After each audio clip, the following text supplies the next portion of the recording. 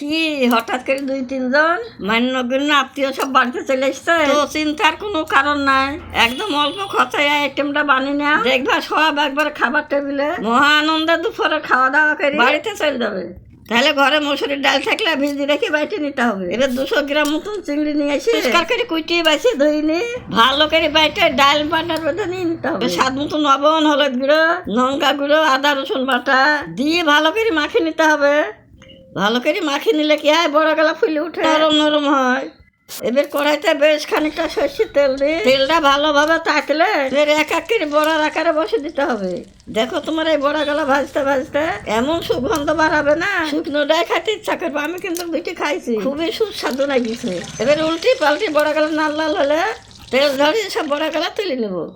আমার বড় মা ছিল তো অনেক রকমের ডালের বড়া করে তরকারি করে খাইতে যে কি সুস্বাদু হতো। এবার ওই তেলে কাটা ধোয়া আলু গালা দিয়ে ভালো করে লাল লাল করে ভাজে তুলে নেবো।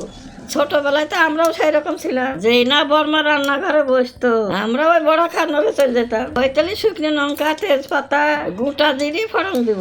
এবার পেঁয়াজ কুচি দিয়ে ভালো করে ভাজিয়ে তারপরে আদা রসুন বাটা, কাঁচা লঙ্কা বাটা দিয়ে আর একটু কষবো।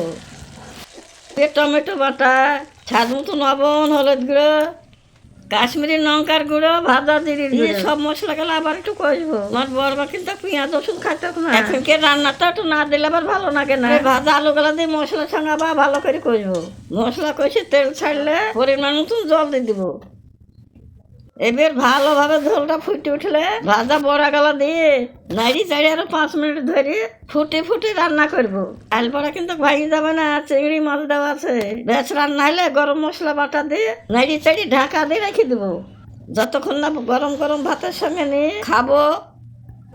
তরকারি যে কি সুগন্ধ বাড়িছে, আমি তো নব সামলাইতে পারছি নি। এবার গরম গরম ধুমা ওঠা ভাতের সঙ্গে চিংড়ি মাছের বড়া ঝাললে খাইতে হবে। ইয়ার যে কি স্বাদ, না খাইলে বুঝবা না। সবাই ভালো থাকো, পরের ভিডিওতে আসছি, টাটা।